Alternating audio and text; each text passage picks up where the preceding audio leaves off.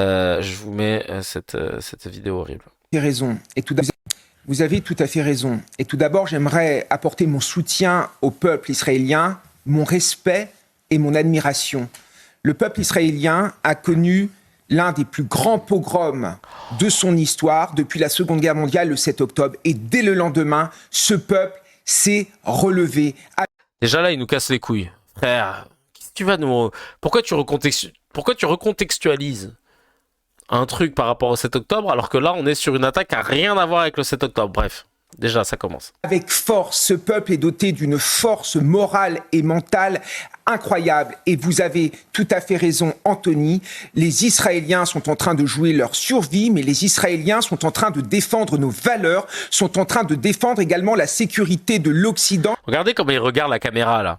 Quand tu regardes la caméra, c'est que là, t'es investi d'une mission. On t'envoie un message. Là, il espère vraiment que Elnet, tout ça, que tout le monde ait vu le... J'espère qu'on me regarde. Hein, parce que là, franchement, ce que je fais, c'est trop bien. Hein. Trop, franchement, pas vrai. Et la sécurité de l'Europe, parce que la menace nucléaire iranienne menace tout l'Occident, parce que des missiles iraniens peuvent très bien un jour toucher la France, parce qu'il y a déjà eu des attentats commandités par l'Iran sur notre sol. Et oui, vous avez raison, Anthony. Et oui. Israël fait aujourd'hui le sale boulot. Et quand j'entends...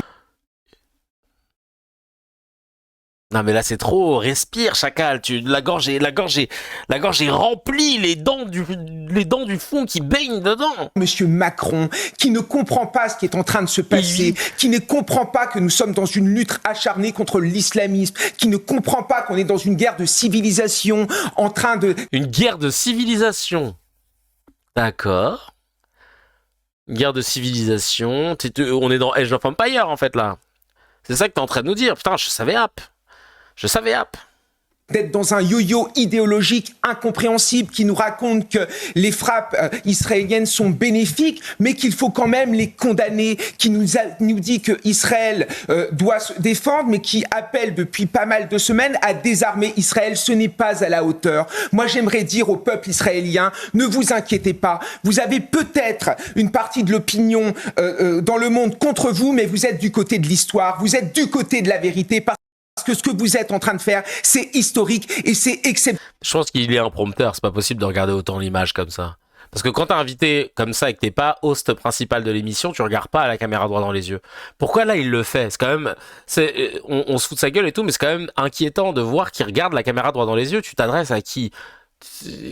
Tu veux vraiment t'assurer, on dirait, tu sais, on dirait un exhibitionniste.